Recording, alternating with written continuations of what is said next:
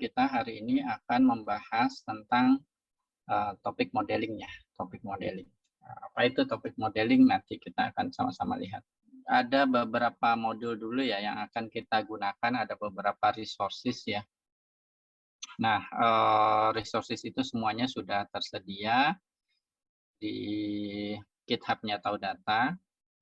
Jadi nanti ketika sel ini dijalankan, maka kalau kalian menggunakan Google Colab, semua modul yang dibutuhkan, semua file yang dibutuhkan itu akan diunduh secara otomatis dengan menjalankan file ini.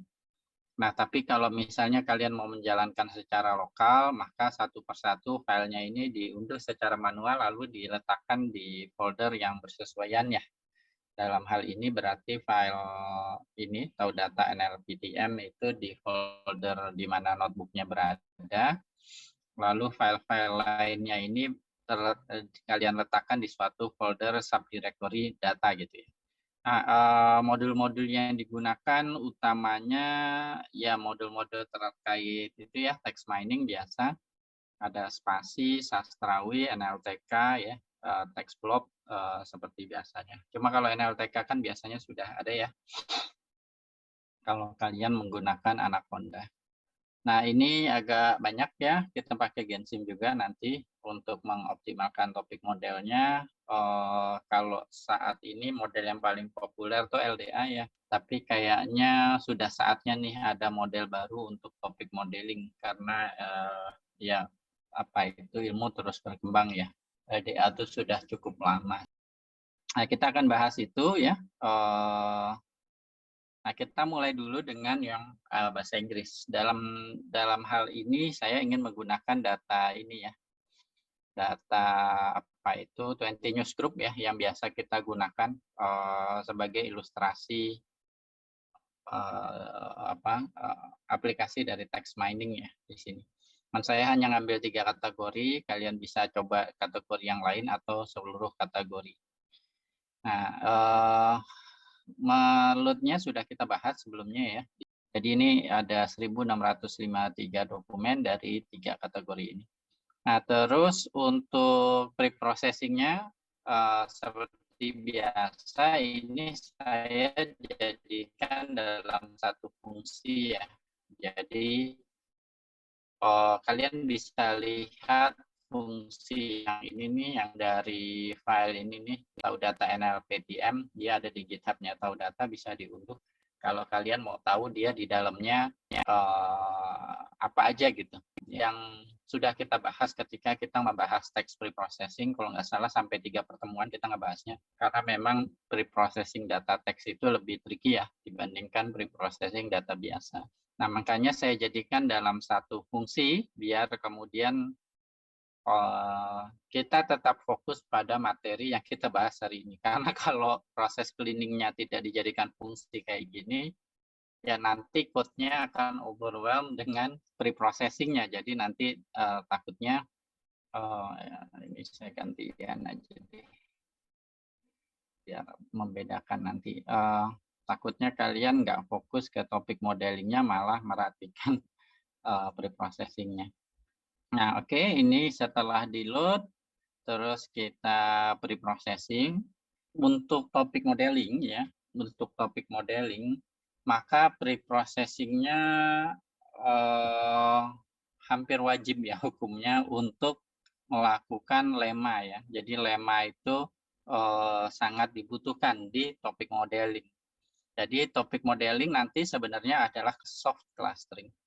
Kalau clustering yang biasa, misalnya kayak gini, maka satu data hanya masuk ke satu kelompok kayak gini, misalnya D1, D2, D3, D4, D5, D6, D7, misalnya kayak gini. Satu dokumen hanya masuk satu kelompok, yang kayak gini disebutnya hard clustering. Contohnya misalnya kayak K-means, terus hierarchical clustering, spectral clustering, dan sebagainya. Di B-scan itu adalah ini hard clustering. Nah, hard clustering ini cocok untuk data terstruktur biasanya. Jadi data berbentuk tabel. ya, data yang pakai kategori Stephen tuh, yang ordinal, ya nominal, ordinal, kategori interval, rasio. Itu hard clustering oke ya, hard clustering oke. Paling nanti kalau dia nggak numerik berarti pakai rumus jarak yang untuk data non numerik kayak gitu. Tapi ini jadi buruk sekali ketika diterapkan pada data teks. Kenapa pada data teks jadi buruk sekali? Karena pada data teks sebuah data teks gitu ya. Misalnya di sini berita tentang akhir-akhir ini apa? Banjir Jakarta misalnya. Kayak kemarin lagi rame masalah banjir Jakarta setiap tahun. Nah, jelas ini adalah berita terkait misalnya bencana atau sosial, tergantung kita mengkategorikannya apa gitu ya. Tapi bisa jadi ini terkait politik ya, karena kita tahu selalu ya di Jakarta itu siapapun gubernurnya, nggak hanya gubernur yang sekarang ya, tapi juga gubernur-gubernur terdahulu sampai puluhan tahun yang lalu, segala sesuatu yang di Jakarta itu terjadi mesti dikaitkan ke politiknya gitu. Nah, berarti kan dia masuk dua klaster sekaligus ya. Jadi klaster politik juga klaster misalnya bencana alam atau sosial gitu. Nah, jadi satu dokumen ini D1 juga di sini juga gitu. Nah, jika satu observasi bisa masuk ke lebih dari satu klaster disebutnya soft clustering. Nah, ada nama lain yang lebih populer disebutnya topic modeling. Nah, begitu juga nanti sebenarnya klasifikasi. Klasifikasi juga sama. Kalau kalian belajar misalnya support vector mesin, random forest, k-nearest neighbor, naive bias, dan lain sebagainya, ini disebutnya sebenarnya, kita nyebutnya seringnya ngomongnya hanya classification gitu ya. Nah, tapi by default kalau kita nyebutnya kayak gini, ini disebutnya sebenarnya hard classification, di mana satu data hanya masuk ke satu kategori. Misalnya sentimennya positif, negatif, atau netral, dan setiap data hanya masuk ke satu gitu ya, satu kategori baik positif, negatif, atau netral. Nah, tapi sebenarnya klasifikasi tidak selalu kayak gitu juga. Sama kayak clustering, dia bisa satu observasi atau data itu masuk ke beberapa kategori sekaligus. Pada dasarnya soft classification sama seperti soft clustering, cuma instead of clusters, dia di sininya adalah kemudian kategori dari variabel targetnya. Nah, tapi khusus untuk data tidak terstruktur seperti teks, soft clustering atau topic modeling itu termasuk yang dasar, karena memang itu sangat dibutuhkan ya. Dan karena memang hard clustering itu nggak masuk akal di data teks. Jadi makanya soft clustering atau topic modeling jadi ini jadi materi wajibnya level dasar. Nah, nah ini ada sedikit ilustrasi sebenarnya sama dengan penjelasan saya tadi ya. Kalau kita mikirnya misalnya suatu kata tertentu itu hanya terkait suatu konsep tertentu ya. Misalnya apa ya? Misalnya tadi ya, banjir itu hanya terkait dengan konsep misalnya bencana alam misalnya. Tapi kan enggak demikian ya. Kayak tadi dibahas misalnya, oh banjir terkait bencana alam iya, tapi terkait juga misalnya isu lingkungan misalnya atau politik kayak itu kan bisa. Jadi satu kata itu dia sebenarnya terkait dengan beberapa konsep. Atau kita juga sebenarnya kalau saya pribadi ya, ini kan saya ngambil dari referensi ya penjelasan ini. Kalau saya pribadi malah lebih senang panahnya itu kebalik gitu. Jadi konsep itu kemudian menggunakan beberapa kata gitu, kata 1, kata 2, kata 3 gitu ya. Terus di sini konsep 2 gitu ya. Konsep 2 ini konsep 1. Nah, ini katanya bisa ada yang beririsan, ada yang enggak kayak gitu. Kata 4, kata 5. Nah, di mana konsepnya ini adalah kemudian nanti kita sebut sebagai topik gitu ya. Topik misalnya tadi topik terkait politik, topik terkait misalnya apa ya agama misalnya dan lain sebagainya. Jadi itu topik. Jadi topik itu sebenarnya sesuatu yang laten ya, sesuatu yang kita tetapkan, sama seperti kayak klaster. Kita bentuk dulu klasternya, baru kita namain gitu. Jadi nanti di sini ya, ketika kita mengolah data teks untuk topik modeling, kita temukan dulu klasternya, baru setelah kita lihat kata-kata di dalamnya, baru kita namakan dia. Oh, ini klaster apa nih? Oh, klaster terkait olahraga, teknologi, otomotif, dan lain sebagainya. Seperti itu. Nah, lewat topik modeling ini, maka kita bisa secara otomatis ya menggunakan algoritma yang ada. Misalnya kita memiliki dataset yang besar, mudahnya gini, pemakaiannya di dunia nyata gimana ya, di industri. Mudahnya contohnya gini, misalnya kalian bekerja di Toyota ya, di Astra Toyota, lalu kalian jadi data scientist atau data analis gitu. Nah, kemudian perusahaan atau atasan kalian meminta kalian untuk tolong dong kalau misalnya coba ini dianalisa. Kalau masyarakat ngomongin tentang mobil Toyota, nah itu topik yang dibicarakan apa aja? Apakah misalnya purna jualnya, ataukah kualitas mobilnya, atau irit atau enggaknya, atau misalnya kencangnya mobilnya, atau stylenya apa gitu. Nah, misalnya perusahaan ingin tahu, dan pada setiap topik-topik tersebut ya seperti apa gitu ya yang dibicarakan. Nah, itu adalah topik modeling. Nah, topik modeling yang saat ini paling populer tadi disebut algoritmanya adalah latent direct allocation. Ini sebenarnya model Bayesian ya. Teorinya agak kompleks, tapi di sini kita fokus hanya penggunaannya aja. LDA sendiri kalau di statistik itu ada juga linear discriminant analysis ya. Jadi model klasifikasi yang udah kayaknya ditinggalkan karena asumsinya terlalu berat. Cuma singkatannya sama, hati-hati aja. Jadi LDA yang di sini di text mining ini maksudnya latent direct allocation. Nah, ini sekedar definisi resmi ya, apa itu topik dan lain sebagainya, tapi kurang lebih seperti yang saya sudah jelaskan tadi.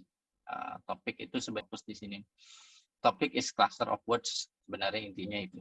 Terus apakah dia whether frequently occur together gitu ya atau tidak ya tergantung nanti ininya ya, apa metode yang digunakan. Misalnya kalau yang LDA karena dia Bayesian based on probability, maka dia directly related to kalau semakin sering muncul ya dia probabilitasnya makin besar, because that's how probability is calculated kayak gitu. Nah, ini yang konsep ini, jadi probabilitasnya sebenarnya probabilitas bersyarat ya di model LDA.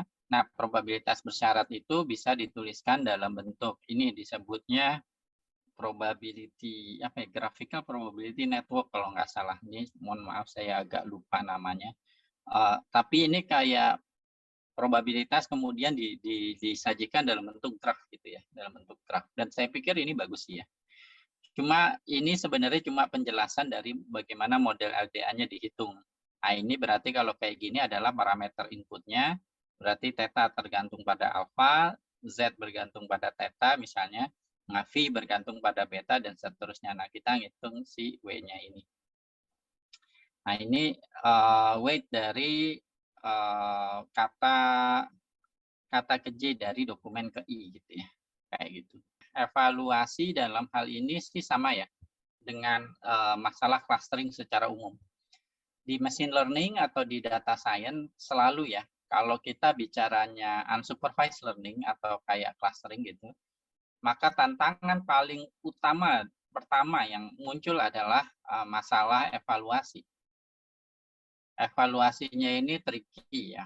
Kenapa? Kalau kita bicara klasifikasi atau regresi, kita punya Y yang sesungguhnya nih. tinggal dingin aja, ya, prediksi dengan sesungguhnya. Nah, selisihnya itu kemudian kita bisa gunakan sebagai evaluasi. Tapi kalau di clustering kan nggak bisa, kita nggak punya nilai sesungguhnya, kita nggak punya Y yang sesungguhnya, makanya disebutnya unsupervised learning karena kita nggak punya super. Nah, maka evaluasinya nanti misalnya terbentuk misalnya 3 topik, lalu benar nggak nih 3 topik gitu. Nah, nanti ada sih metode-metode atau metrik-metriknya ya.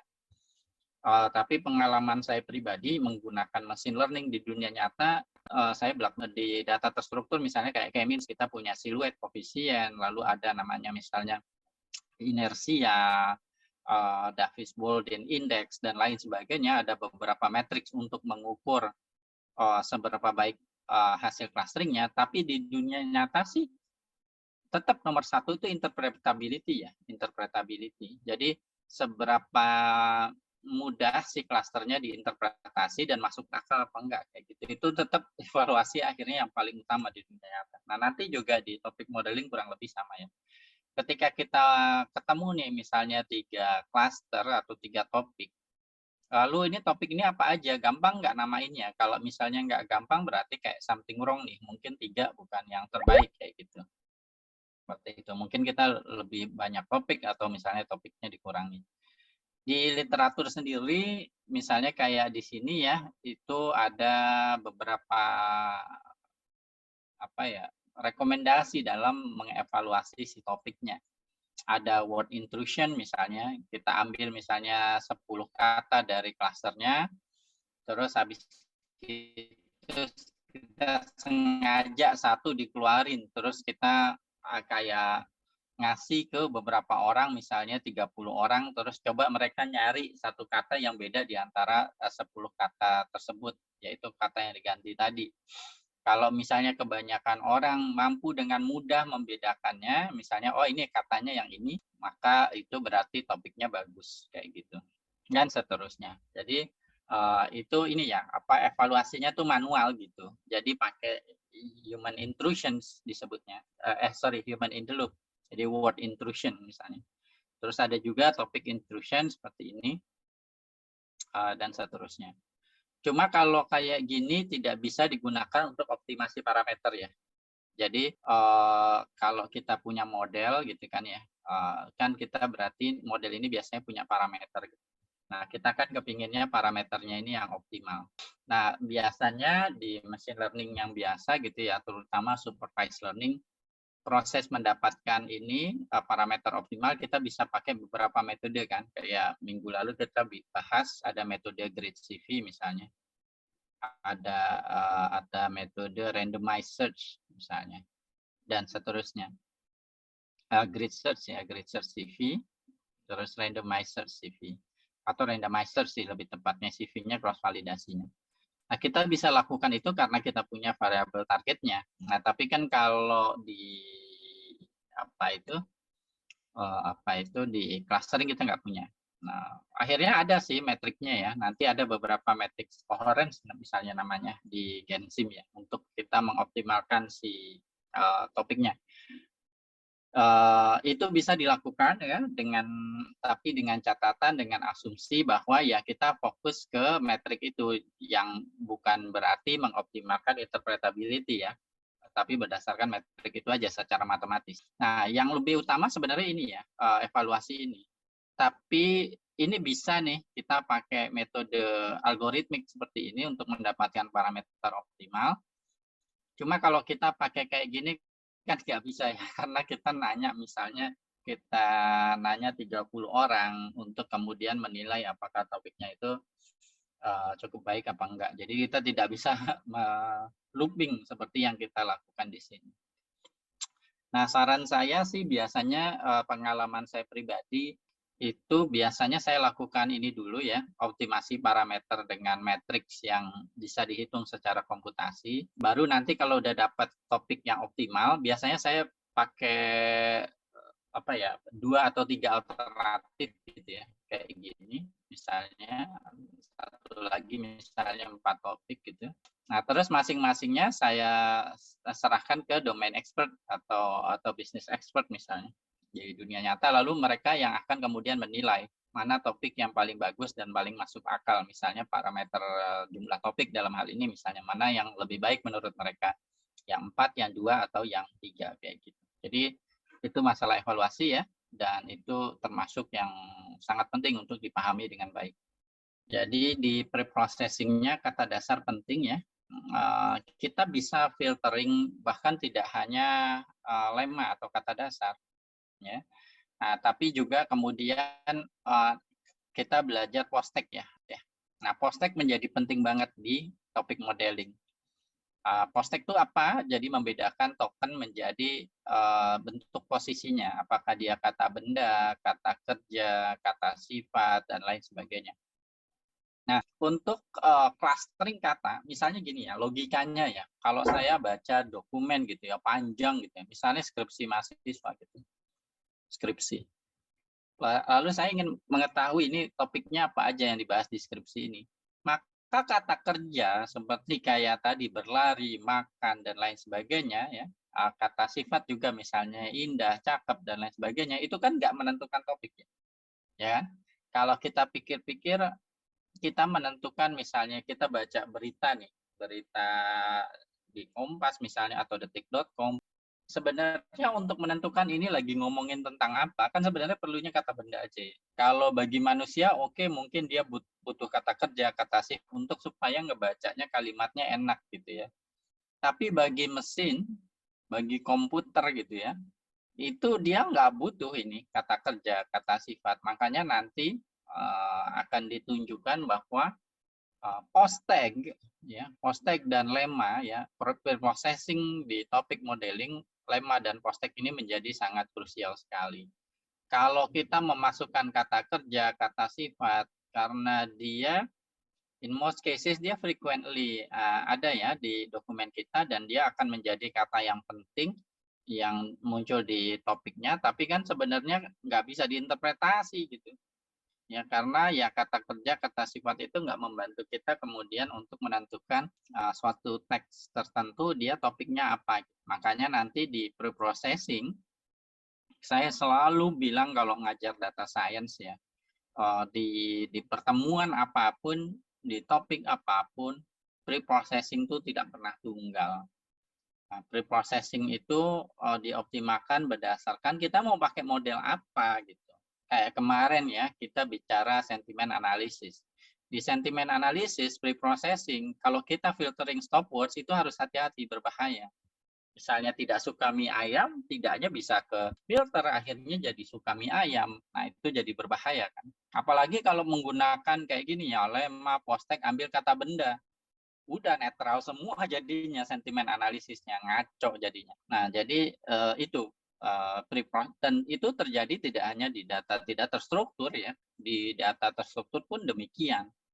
Misalnya kita bicara missing value di data terstruktur, maka ada model-model sebenarnya yang bisa handle missing value, nggak perlu di processing di ini kan, misalnya dia terutama nggak banyak gitu ya jumlahnya, mengajar sedikit, lalu kalian mau pakai random forest atau decision tree atau misalnya apa itu naive bias, model-model ini nggak ada masalah dengan missing value. Jadi pre-processingnya tidak bisa dibuat tunggal. Nah, itu selalu saya menyampaikan kesalahan pemula ketika belajar data science dan machine learning tentang pre-processing, selalu mikirnya pre-processing itu satu dipakai untuk semua model, in which it is wrong. Oke, nah sekarang berikutnya ya, lagi-lagi sih. Nah, ini terkait representasi data ya. Ketika kita pakai LDA, latent direct rate allocation, nah ini kan konsepnya probabilitas bersyarat ya. Kalian ngebayangin kayak PA, irisan B dibagi PB gitu kan. Bagaimana, di mana A, B, dan lain sebagainya, ini A dan B ini kan kata ya, term. Dan kita ketika menghitung probabilitas dari suatu kata gitu ya, muncul, maka berapa kali kata itu muncul. Kalau kita pakai definisi klasik ya, probabilitas berapa kali kata itu muncul di seluruh dokumen kita gitu. Nah, berarti kan berapa kali muncul, maka dia frekuensi kan, frekuensi. Nah, maka kalau representasi dokumennya, kalau kita mau pakai LDA, karena konsepnya adalah probabilitas bersyarat berdasarkan frekuensi, maka kita nggak bisa pakai TF-IDF. Jadi no TF-IDF. Nah, kita pakainya TF mau nggak mau. Nah, ini kita pakainya count factorizer, bukan TF-IDF factorizer. Jadi representasi dokumen juga menyesuaikan dengan model yang digunakan. Kalau kita baca lagi papernya, nah yang menemukan metode LDA itu si David Blay ya, si Blay tahun 2003. Nah kalau kita baca papernya di sini, ya papernya ini papernya beliau. Kalau nggak salah papernya tuh public gitu ya, jadi semua bisa mendownload, mengunduh. Silahkan kalian baca papernya. Cuma kalau bacanya nggak hati-hati gitu papernya gitu. Ya. Dia cuma ada di 1 atau 2 baris di papernya dan keterangannya singkat banget ya, bahwa dia pakai TF gitu. Jadi si David Blay itu pakainya frekuensi bukan TF-IDF dan make sense lah Kak. Tapi karena dia itu ketika nulis papernya itu ngebayangin bahwa yang ngebacanya ya orang-orang scholars gitu ya, yang baca paper tuh nggak cepet-cepet, nggak buru-buru, yang bacanya itu hati-hati, ya maka dia neranginnya cuma sekilas saja bahwa dia pakai TF. Nah, tapi kalau kalian unduh nanti papernya lalu baca coba pelan-pelan, benar-benar baca pelan-pelan dari papernya, kalian akan mendapatkan bahwa si David Blay itu pakainya TF. Berikutnya adalah yang membedakan ya topik modeling misalnya dengan sentimen analisis ya. Karena topik modeling adalah unsupervised learning ya. Unsupervised learning atau clustering itu masuknya EDA ya, exploratory data analysis. Dia bukan inferensia, dia bukan generalisasi. Dia bukan inferensia, dia bukan generalisasi. Sehingga dia tidak perlu dibagi menjadi training data dan test data.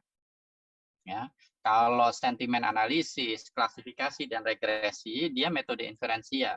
Kita ingin mengeneralisasi ke populasi. Dia bukan exploratory. Tapi kalau clustering, unsupervised learning, dia masuknya metodenya ke exploratory data analysis. Artinya, kita hanya ingin mengerti datanya. Kita nggak ingin kemudian tujuannya ingin forecasting, bukan memprediksi, bukan. Karena bukan, maka perhatikan di sini ya, datanya semuanya dipakai. Enggak kemudian dibagi dulu training dan testing, lalu misalnya di trainingnya fit transform, di testingnya transform kayak gitu. Enggak demikian. Nah, itu konsep dasar kemudian di data science dan machine learning yang jangan sampai lupa juga ya. Selain tadi ya dasar-dasar terkait misalnya pre-processing itu harus beda-beda dan lain sebagainya. Nah, setelah kita rubah nih menjadi matriks ya, berarti kan pada tahap ini maka di sini variabel TF term ini bentuknya matriks, ukurannya barisnya 1653 ya dari data News 20 tadi. Nah, dengan ini ya default parameter ini ya, itu ada 16.567 data yang berbeda yang ada di 1.653 dokumen ini. Nah, di sini saya tambahkan kalian bisa filtering lebih lanjut dengan maksimum DF dan minimum DF. Nah, kemudian untuk LDA itu sudah ada di scikit-learn ya, kita bisa panggil modulnya. Nah, di sini parameternya banyaknya topik, ini belum dioptimalkan dulu ya. Jadi ini kita misalkan saja dulu dia 3 dan pemilihan 3 di sini make sense karena tadi di atas kita ngeload datanya berdasarkan 3 kategori di News 20. Nah, LDA sendiri di sini komputasinya cukup tinggi ya. Jadi kalau misalnya kalian laptopnya, kalau kalian pakai laptop, kalau pakai Google Colab sih biasanya nggak ada masalah ya. Kalau kalian jalanin lokal, lalu kebetulan misalnya RAM atau ya misalnya RAM-nya kecil gitu ya, prosesornya juga tidak terlalu kuat, kalian bisa ganti di sini learning method-nya dari batch menjadi online. Kalau online artinya data kita itu di model LDA-nya dimasukin satu persatu gitu ya, satu persatu lalu dibentuk modelnya. Kalau batch artinya ya semuanya langsung dimasukkan ke sini ke modelnya untuk membentuk model LDA yang optimal. Random state seperti biasa ya, kebanyakan model di machine learning melibatkan random variable. Ini tuh gunanya untuk reproducibility. Jadi kalau saya ngejalanin dan kalian ngejalanin hasilnya sama. Nah, untuk di akademis, ya di industri juga sih sebenarnya ya penting kita memakai random state atau seed ya istilahnya. Kadang disebutnya random state, kadang disebutnya juga adalah seed. Supaya hasilnya itu konsisten ya. Lalu ini ya LDA dari si modulnya di scikit-learn, dia masuk ke kelas kategori dekomposisi. Jadi sebenarnya topik modeling itu lahir dari aljabar linear. Jadi topik modeling itu yang bentuk paling dasarnya dulu sebelum LDA ya. Sebelum LDA itu sudah ada yang namanya latent semantic analysis. Latent semantic analysis yang kelihatannya ini sesuatu yang pokoknya baru banget ya. Tapi enggak. Ketika kita belajar LSA atau beberapa literatur ngomongnya LSI, latent semantic indexing, tapi maksudnya sama ya. Itu sebenarnya adalah singular value decomposition di aljabar linear. Jadi di aljabar linear kita belajar dekomposisi matriks. Jadi kalau kita pakai matriksnya adalah matriks tadi ya, matriks TF misalnya. Di sini ada D1, ini support vector space model, VSM. Bisa TF, TF IDF atau apapun juga. Ini kasus umum ya. Sampai DN misalnya. Misalnya 3 dokumen aja lah biar kalian nggak bingung. D1, D2, D3. Misalnya di sini kata 1, kata 2, kata 3, kata 4 misalnya. Nah, kita belajar kan matriks dekomposisi ya, atau faktorisasi matriks. Contohnya kalian di buku aljabar linear tuh belajar QR decomposition. Ya. Atau ada matriks ortogonal A sama dengan Q kali Q transpose kalau kalian ingat. Ya, dekomposisi matriks ada banyak. Termasuk juga yang ini yang ortogonal itu yang pakai Gram-Schmidt itu. Di buku Huat Anton aljabar linear kalian udah belajar. Nah, bisa juga SVD. Nah, SVD itu ini yang dipakai di topik modeling model awal dulu.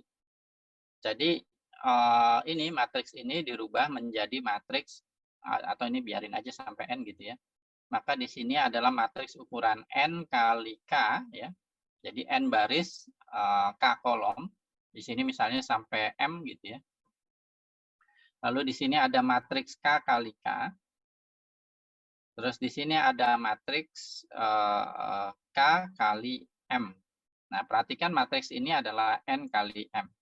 Nah, kita di aljabar linear belajar bahwa ini kali ini ya. Kan baris kali kolom kan matriks ya. Maka hasilnya adalah N kali K. Lalu N kali K dikalikan K kali M, maka kita akan mendapatkan matriks N kali M. Ya, N kali M berarti kembali ke dimensi awal matriksnya. Kalian ngebayanginnya faktorisasi ini seperti ya biasa aja ya, bahwa 12 sama dengan 6 kali 2 misalnya. Atau sama dengan juga 3 kali 4 kayak gitu. Atau 12, ya kayak gitu, 12 kali 1 sih nggak masalah ya. Nah, ini kan faktorisasi bilangan. Nah, kalau ini faktorisasi matriks. Gitu.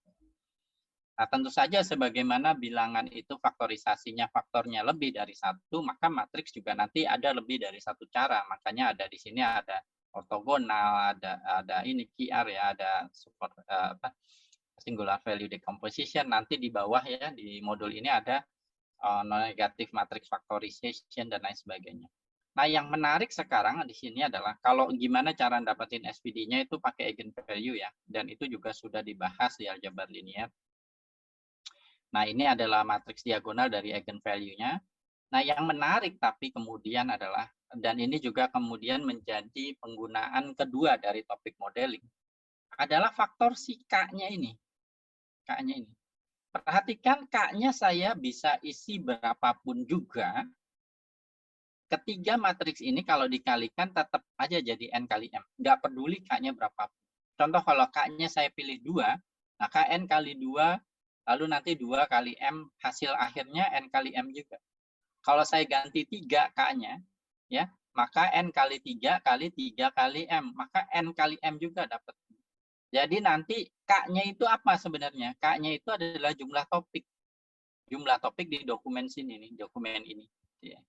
Nah, kemudian matriks yang ini nih, matriks yang ini, biasanya tuh K ini jauh lebih kecil dibandingkan M. dari seluruh total kata ya. Jadi kalau seluruh total kata tadi di sini misalnya 16.567. Misalnya kita mau jadikan 3 topik. Nah, ini kan ibaratnya K-nya itu 3 gitu. Nah, ini bisa juga topik modeling itu sering juga digunakan untuk dimensional reduction technique, DRT. Jadi kalau kita punya data yang besar kayak gini, kita kompres datanya. Jadi contoh dimensional reduction technique yang paling terkenal itu PCA ya. Nah, makanya kalian udah belajar nih PCA di multivariate data analisis ya, di multivariate statistik. Bayangin sekarang kita punya matriks yang ini ya, jumlah dokumennya 1653. Ini kan matriks ya, ukuran segini. Terus dikompres jadi cuma matriks ukuran barisnya 1653, kolomnya cuma 3. Cuma 3. Nah, jadi ini bisa didekati, tentu saja dia kompresinya ini ya, apa pendekatan ya, tidak sama persis. Kalau mau sama persis harus dikalikan dengan 2 matriks ini lagi. Nah, pendekatan, tapi ukurannya jauh lebih kecil, sehingga secara komputasi dia juga lebih cepat. Dan tidak hanya masalah komputasi saja. Ketika kita kompres matriks dokumen ini menjadi topiknya, nah ini sudah memuat struktur informasi pengelompokan kata di data gitu. Jadi dia kompresi yang lebih baik gitu, sesuai dengan datanya, dalam hal ini teks gitu. Nah, pada banyak kasus ini sangat baik dilakukan pada data teks. Jadi kita kompresi data dengan menggunakan topik modeling. Jadi topik modeling itu penggunaannya kalau di sosial media analitik itu sering digunakan untuk ya kita mau tahu topiknya apa aja nih di misalnya media sosial atau di website berita atau di review di Tokopedia misalnya e-commerce atau di Google Play. Tapi dia bisa juga untuk ini, dimensional reduction technique seperti ini. Nah, seperti itu. Nah, jadi pada intinya sebenarnya kalau kalian belajar topik modeling, apapun juga algoritmanya, maka konsep dasar dari topik modeling ini sebenarnya adalah faktorisasi matriks. Jadi dia mesti membentuk, jadi kita ada matriks nih, ini D1, D2, dan seterusnya sampai D ke N, misalnya dokumen ke N. Lalu di sini kata 1, kata kedua, sampai kata ke M, misalnya. Ini mesti somehow dia akan membuat menjadi perkalian 2 matriks. Di mana matriks yang pertama tetap dokumennya, sampai ke N juga. Lalu di sini ada topik 1, topik 2, sampai topik ke K. Dikalikan matriks ya, dikalikan matriks topik 1, topik 2 dan seterusnya sampai topik ke K. Lalu di sini adalah kata 1, kata 2 dan seterusnya sampai kata ke M. Jadi contohnya gini misalnya. Di sini data 1 misalnya topiknya sampai kita misal sampai 3 saja ya, topik 1, 2, 3. Dokumen 1 misalnya, topik 1-nya 0,8, topik 2-nya 0, topik 3-nya 0,2. Jadi setiap barisnya adalah PDF ya, jumlahnya 1. Terus dokumen kedua di sini misalnya. Dokumen kedua misalnya topik 1-nya 0, topik keduanya 0,5, topik ketiganya 0,5. Dokumen 3 misalnya, topik ininya adalah 1,0, di sininya 0, di sininya 0. Bisa juga seperti itu. Dan seterusnya. Nah, lalu topiknya apa? Di sini kan cuma kolom aja gitu ya, T1, T2, T3. Nah, kalau di sini berarti T1, T2 misalnya hanya 3 aja ya. Tapi dia bisa digeneralisasi ke berapapun jumlah topiknya. Nah, kata-katanya misalnya di sini adalah let's say kata 1 adalah misalnya apel, kata 2 misalnya mie ayam. Terus di sini kata berikutnya di sini ada mobil, kata berikutnya ada mesin. Kata berikutnya ada misalnya pemilu misalnya. Nah, topik tersebut juga sama nanti di matriks yang ini dia punya nilai-nilai ini ya. Yang itu kemudian kita gunakan sebagai interpretasi.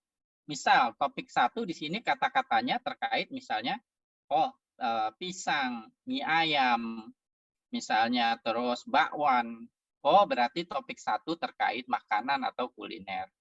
Topik 2 di sini kata-katanya ternyata yang weight-nya besar itu ternyata adalah misalnya mesin, mobil, roda, dan lain sebagainya. Oh, topik 2 itu adalah otomotif.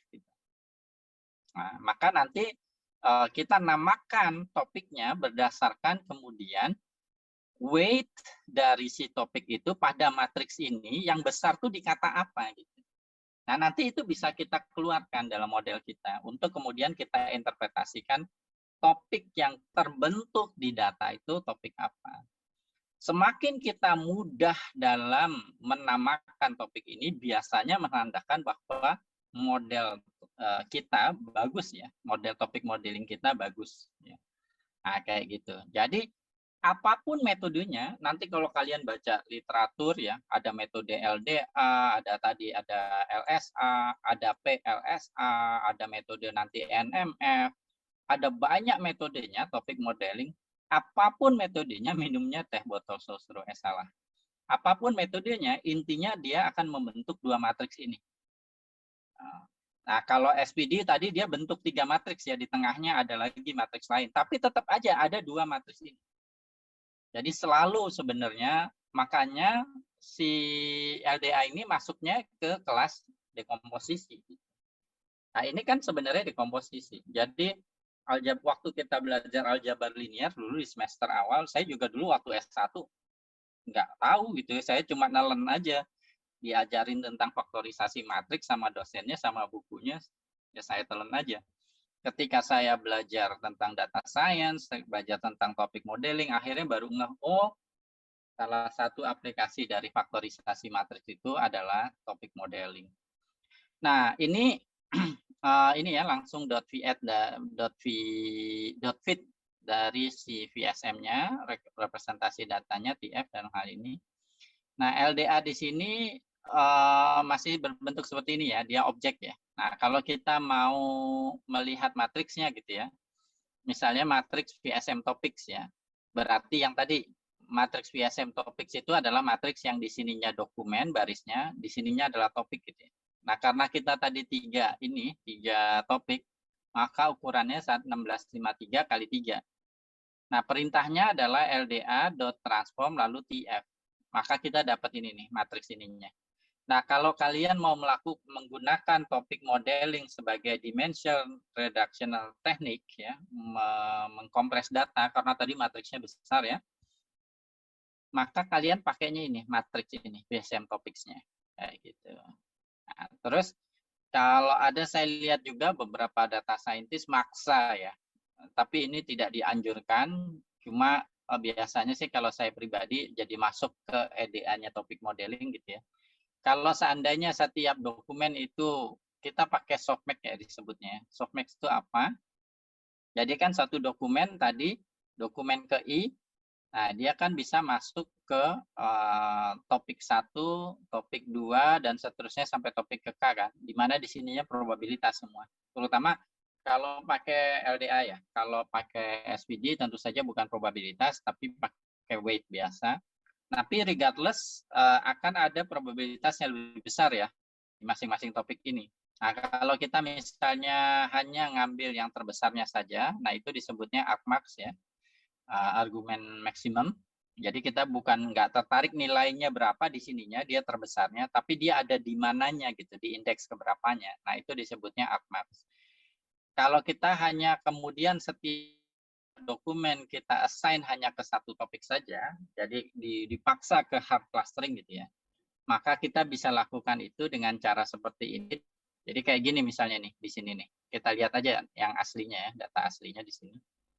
Nah, kita lihat di data aslinya di sini kan ya. Nah, ini dokumen 1 masuk ke topik 1 probabilitasnya 0,9. Masuk ke topik kedua probabilitasnya 0,002. Masuk ke topik 3 probabilitasnya 0,002.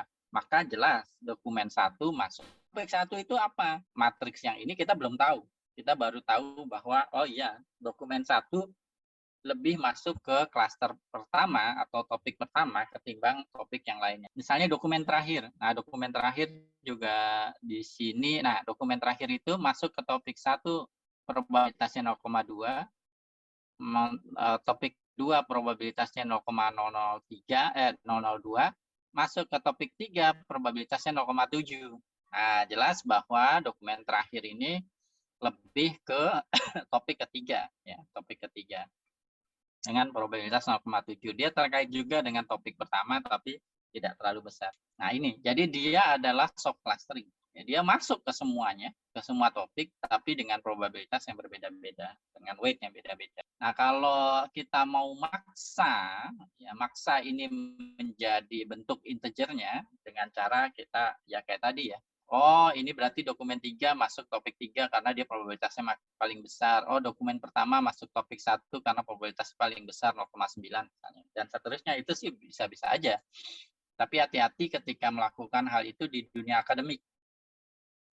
Itu adalah kesalahan besar karena dari awal bahwa kita pakai soft clustering karena datanya teks, jelek kalau pakai hard classification, hard clustering karena nggak masuk akal kan gitu ya. Jadi kalau dilakukan di dunia akademik, kalian melakukan ini, nah ini harus hati-hati sekali. Ini adalah langkah yang buruk untuk kemudian menyimpulkan hasil topik modelingnya. Tapi kalau sekedar ingin melihat apa itu bagaimana topiknya terdistribusi, boleh-boleh aja. Jadi saya biasanya juga melakukan ini, tapi tujuannya bukan untuk kemudian sekian tujuan akhir gitu ya. Oh, hasil topik modelingnya ini bukan hasil topik modeling. Kalau kita pakai kayak gini kan berarti hard clustering ya. Ini mah hasil pengelompokan dokumen biasa, bukan topik modeling. Jadi hard clustering itu adalah pengelompokan dokumen ya, biasa, clustering biasa. Soft clustering, nah ini yang disebut topik modeling. Kalau hard clustering tadi itu satu dokumen hanya masuk satu cluster, in which this one. Tapi yang bagus ya kita tetap pakai softnya ya. Nanti gimana cara makainya ada di bawah. Nah cuma ini jadi gambaran kenapa saya juga melakukan ini, ngajarin ke kalian. Kalau saya pribadi biasanya menggunakan ini ibaratnya dalam tanda kutip EDA-nya topik modeling. Jadi terlihat di sini misalnya, oh dari data kita itu di atas, oh memang paling banyak itu ngomongin terkait topik pertama, terus topik ketiga, baru terakhir topik kedua. Nah sampai saat ini, sampai di tahapan ini kita belum tahu topik 1 apa, topik 2 apa, topik 3 apa. Nah, ini hanya gambaran awal. Nah, tentu saja kekuatan dari topik modeling atau soft clustering ada ya pada interpretasinya. Nah, terus kita bisa kemudian print kata-kata dari setiap topiknya. Nah, kita lihat di sini misalnya topik 1. Ini ada kata-kata misalnya presiden ya. Ini government. Nah, ini kayaknya terkait topik politik yang pertama. Wah, ini paling banyak. Biasanya memang data terkait politik paling banyak. Di sini ada drug, terus MSG, cancer. Ini topik terkait kesehatan kayak gitu. Nah, ini agak kurang bagus ya, karena topik kedua sama topik ketiga ini agak terlalu mirip ya. Ada drug, cancer di situ, di sini juga ada patient. Terus ada dokter. Nah, ini keduanya kayak health ya. Harusnya kan kalau yang pertama oke lah, dia terkait politik ya jelas ya. Tapi yang kedua sama yang ketiga ini terlalu mirip sama health ya. Padahal kita ngarepinnya ada muncul satu terkait itu apa otomotif ya, otomotif. Nah, seperti itu. Nah, kekuatan utamanya di sini kalau kita mau pakai topik modeling. Nah, tadi kita bentuk tiga ya. Nah, terus misalnya kalian ini grafiknya ini ya interaktif. Jadi kita bisa arahkan cursor kita ke topiknya, lalu kita mendapatkan kata-kata penting di topik tersebut. Misalnya topik pertama kata-kata pentingnya itu, topik kedua kata-kata pentingnya ini, topik ketiga kata-kata pentingnya ini. Tapi pengalaman saya pribadi biasanya menginterpretasi dengan cara seperti ini, kita hover di atas topiknya lalu lihat katanya itu agak susah. Lalu biasanya kalau saya kebalikannya, mendingan katanya yang dipilih kayak di sini. Misalnya presiden saya pilih, maka kemudian topik 1 yang kemudian membesar. Wah, berarti politik nih kayaknya topik 1. Berikutnya juga kayak gitu. Tadi otomotif, kita mau lihat otomotif sebenarnya ada di topik mana sih? Ketimbang kita kayak gini, terus agak susah, kalau saya pribadi, katanya aja saya pilih car. Wah, ini nih, politik sama otomotif di model ini nyampur nih, agak kurang bagus. Nah, parameternya bisa kita setting nanti, kita optimalkan. Terus cancer di sini ada cancer. Oh, itu di 2. Oh, berarti kesehatan tuh di 2 kayak gitu. Jadi kalian bisa dari topik ke kata atau dari kata ke topik kayak gitu. Either way tujuannya adalah kemudian menginterpretasi topik-topik ini kayak gitu. Nah, itu topik modeling. Jadi kita tahu tuh akhirnya kalau kita punya data misalnya dari media sosial, oh kalian misalnya nge-crawling data terkait apa nih? Oh, terkait let's say COVID atau corona. Nah, topik apa aja yang muncul ketika orang ngomongin COVID? Kan nggak hanya terkait kesehatan biasanya ya.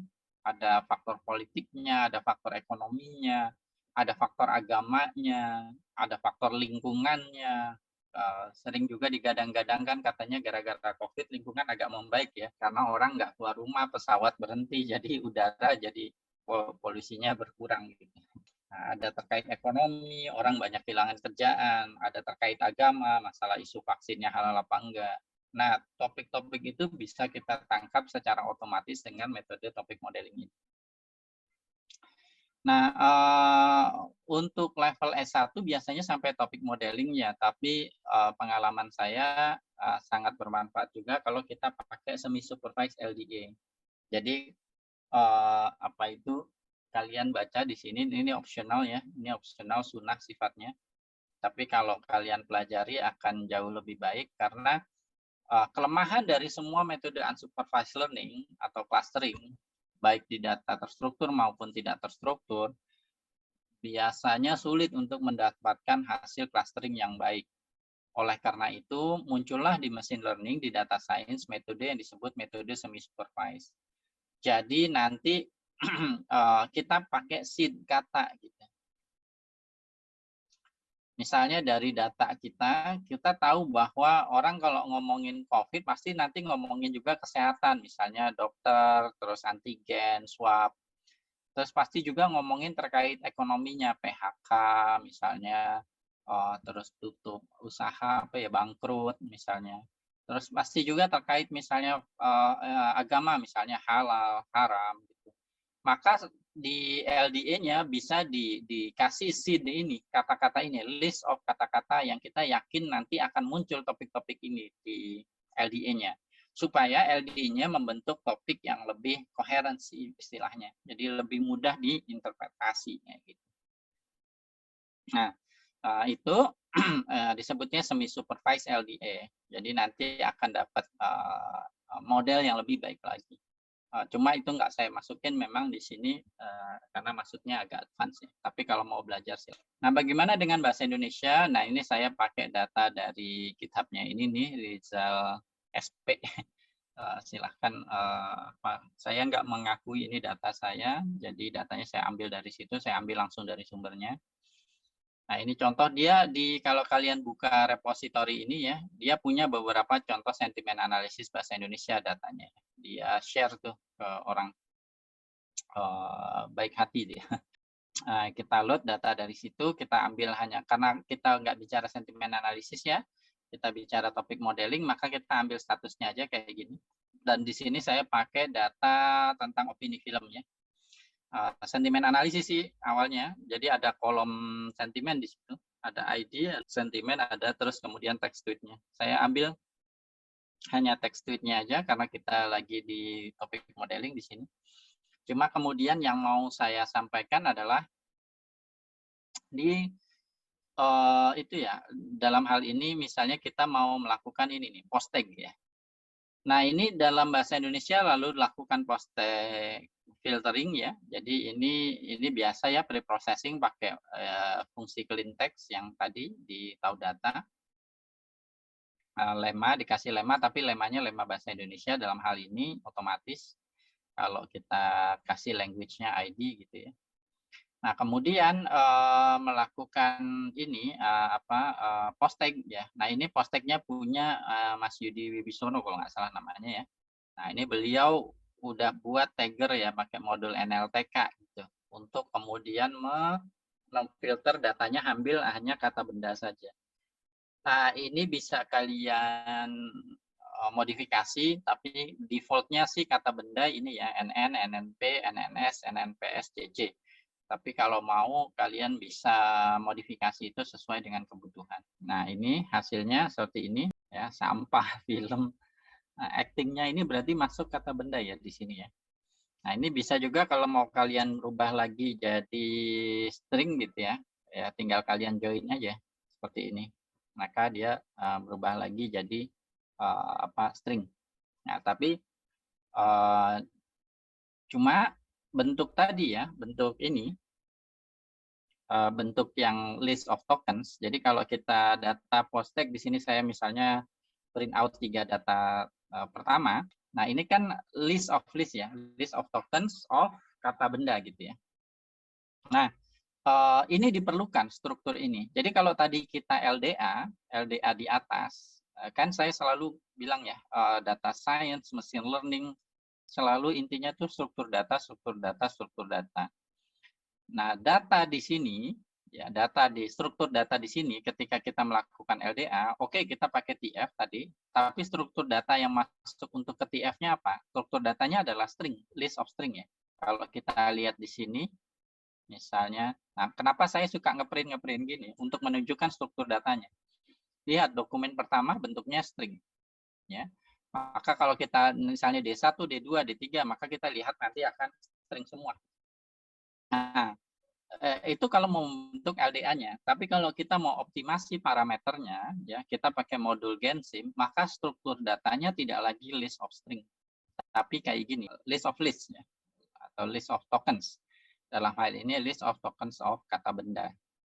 Nah, di sini, nah untuk mengoptimalkannya kita bisa pakai modul Gensim ya. Nah ini sintaksnya agak tricky. Nah, terus kalian bisa jalankan ini untuk, nah ini sekedar word filtering ya, dia mempertimbangkan antara bigram sama trigram juga, ini sudah kita bahas ya, n-gram.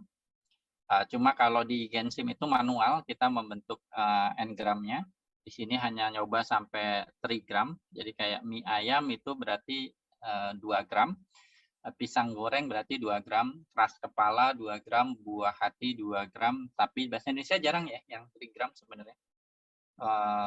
Tapi ada sih, saya pernah dikasih tahu beberapa contoh 3 gram bahasa Indonesia, tapi jarang digunakan. So anyway, ini filtering, nggak ada below 1, nggak ada above 9, ini bisa dijalankan. Ya, unique tokennya cuma jadi 124. Nah, di sini untuk optimasi parameter kita pakai namanya coherence values. Nah, ini tuh kayak inersia di K-means gitu ya. Seberapa koherensi topiknya gitu. Dia ingin membentuk topik yang se-coherence mungkin. Nah, terus kita sama persis kayak kita mengoptimasi clustering di K-means ya. Kita pakai silhouette coefficient gitu ya. Nah, tapi kalau di sini kita pakai coherence value gitu. Nah, terus kita lakukan cross validasi juga. Pada intinya sebenarnya tekniknya hanyalah kita nyoba topiknya misalnya jumlahnya mulai dari 2, 3, 4, 5, misalnya di sini saya sampai 10 misalnya. Jarang sih di dunia nyata kita nyobain topiknya lebih dari 10 ya. Karena nanti menginterpretasinya sulit ya. Terutama kalau kita bicara data science yang kita ingin mencari insight gitu ya. Kalau topiknya lebih dari 10, interpretasinya nanti ribet banget. Nah, ini sayangnya agak lambat ya. Jadi kita nggak bisa nungguin nih kayaknya. Tapi nanti kalau sudah selesai, dia akan ada graf ya. Dia akan ada graf kayak gini ya. Ada graf kayak gini, terus misalnya kalau topiknya 2, 3, dan seterusnya di sini sampai 10, karena ini 10 ya, kalian bisa ganti. Nah, nanti grafiknya gini kurang lebih misalnya. Kayak gini. Ya misalnya gitu. Nah, kita ambil yang maksimumnya, nilai maksimum ya, coherence yang maksimum. Misalnya dalam hal ini misalnya 9 nih maksimum, maka jumlah topik yang optimal menurut ini adalah 9. Kalau saya pribadi biasanya terus ngambil 3 yang terbesar ya. Misalnya di sini yang terbesar 9 sama 3 gitu.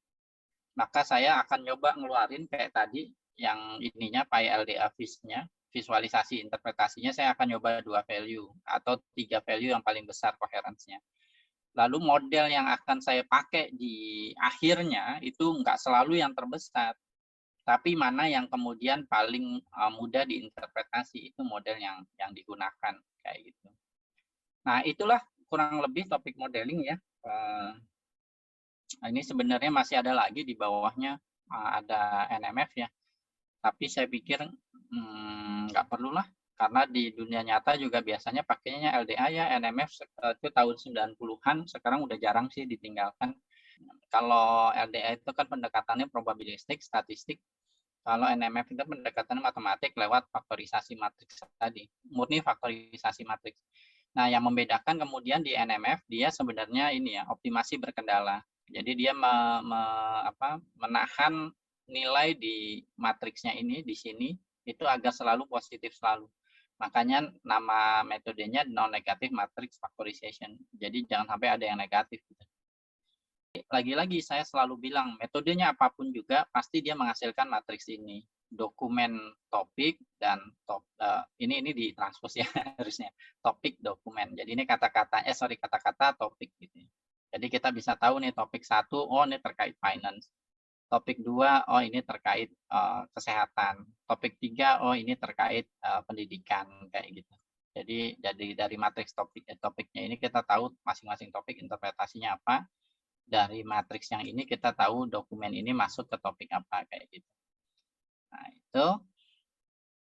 Oke, nah cara melakukannya juga udah ada ya di scikit-learn.